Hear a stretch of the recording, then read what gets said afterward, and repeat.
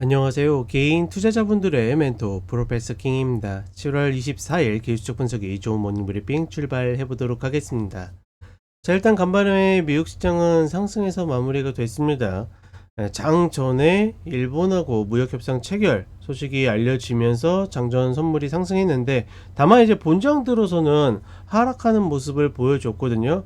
그러다가 장중에 이제 EU와의 어떤 무역 협상도 일본과 준하는 수준에서 15% 플러스 어떤 뭐 다른 세부적인 사항들이 만들어질 가능성이 높다라는 뉴스가 나오면서 단기 상승을 했지만, 뭐 그걸로 상승하지는 않았거든요. 다시 그 이후에 내려왔는데, 재밌는 거는 그 이후에 쭉 1% 정도 상승을 했는데 딱히 이유가 없었습니다. 그건 시장에 어떤 이슈가 발생한 것도 아니고 어떤 모멘텀이 발생한 것도 아니고, 아무런 그런 거 없이 그냥 상승을 하다가 이제 장 마감하고 나서 이제 구글 실적 발표나 이런 것들이 있으면서 추가적으로 좀 올라오는 모습이 있는데, 하나 재밌는 거는 최근에 계속 이야기 드리지만 상승에는 별로 이유가 없어요.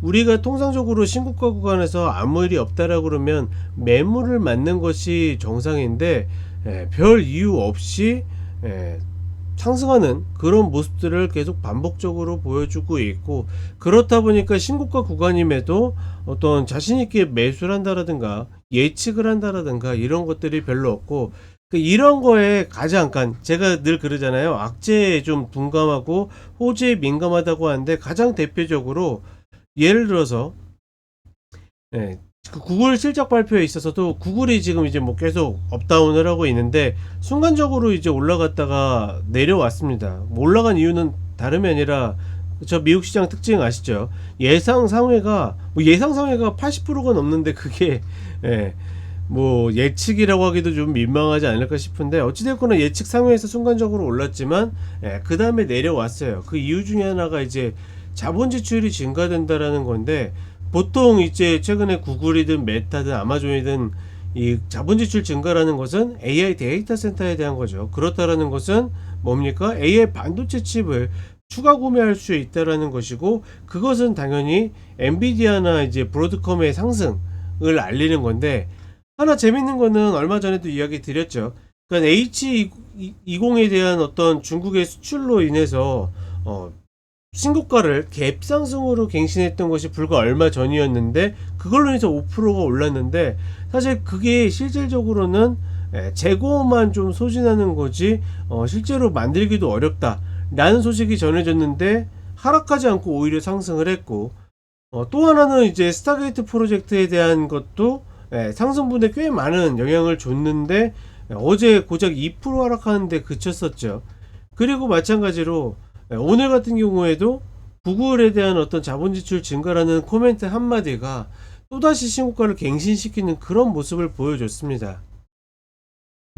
이렇다라는 거는 실질적으로 증명된 악재도 하락시키지 못하는데, 기대감만으로도 상승을 시키는 여전히 그런 모습들을 계속 시장이 좀 반영하고 있고, 이런 특성이 꺾이려면 우리가 호재로 여길 만한, 사실 오늘도 초반에는 그런 흐름이 나올 수 있을 거라고 봤거든요. 왜냐면 일본이라는 어떤 큰 시장과 무역 협상을 체결했음에도 불구하고, 물론 세부 내용을 이야기하기 시작하면 이제 한도 끝도 없는 것 같아서 하락하는 모습을 보여주면서, 이러면 이제 호재도, 그러니까 뉴스에 팔아라라는 공식이 좀 만들어지면서 시장이 좀 부담스러울 수 있겠다라고 했는데, 아니나 다를까 뒤에 올리고, 또 하나 뭐 이와 관련해서 재밌는 것 중에 하나가 전력주들이 좀 이제 어제 시간 내부터 해가지고 좀 올라왔는데, 그 이유 중에 하나가 전력 수요가 굉장히 증가를 하면서 이 전력 공급 확보 비용이 뭐 사상 최대치를 기록했다라고 하면서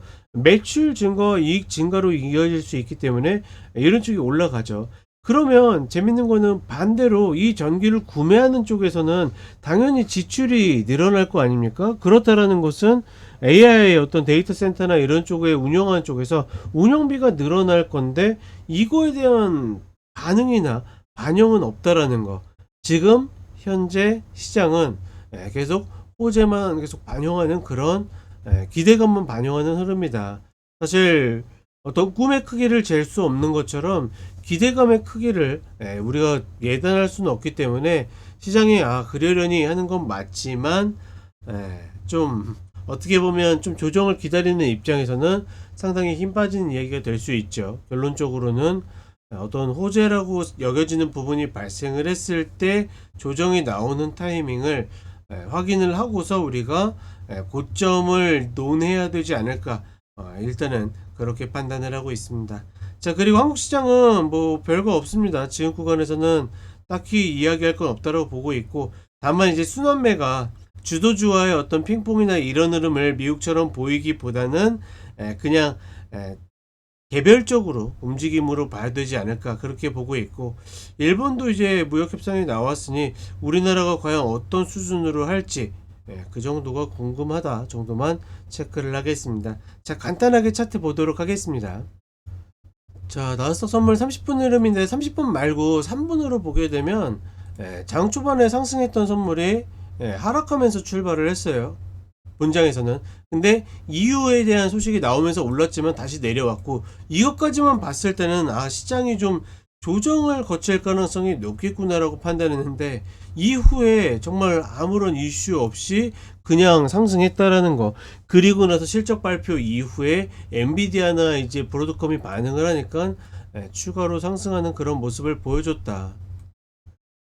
분명 저런 흐름을 보였음에도 불구하고 뉴스만 보는 사람들은 오늘 이유도 저렇게 잘 체결될 것 같아서 1번도 체결됐고, 그래서 시장이 전체적으로 상승을 했구나 라고 또 인지를 하겠죠. 시장이 어떻게 보면 그렇게 참 우스운 그런 흐름들이 많고, 일단은 최소한 일봉이라도 밟는 모습이 있어야 되는데 그런 모습도 보여주고 있지 않고, 각도도 굉장히 가파르다라는 거, 이게 호재로 올라가는 게 아니라 나쁘지 않아서 올라가라는 거, 여전히 이런 부분에 있어서는 좀 불안정한 감이 분명히 있다.